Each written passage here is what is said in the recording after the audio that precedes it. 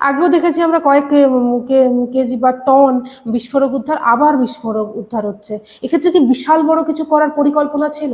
না, এত বেশি পরিমাণ যখন বিস্ফোরক তারা জোগাড় করেছে, নিঃসন্দেহে কয়েকটি জায়গায় তাদের নাশকতার ছক ছিল, অথবা একটা জায়গায় খুব বড় পরিমাণে কোনো নাশকতার ছক ছিল। এর বাইরে তো কোনো কথা হয় না।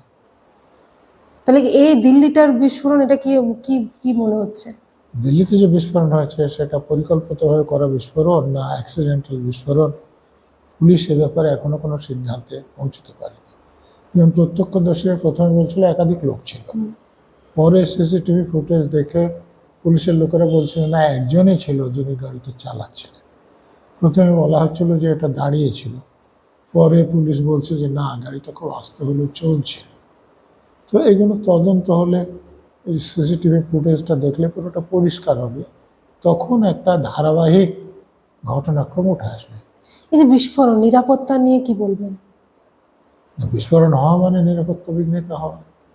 আজকে দিল্লিতে হয়েছে, কালকে আমার এখানে হতে পারে, পরশুদিন অন্য জায়গায় হতে পারে। এটা যাতে না হয়, আমাদের ইন্টেলিজেন্স উইংকে, আমাদের পুলিশকে সে ব্যাপারে আরও সচেতন হতে হবে।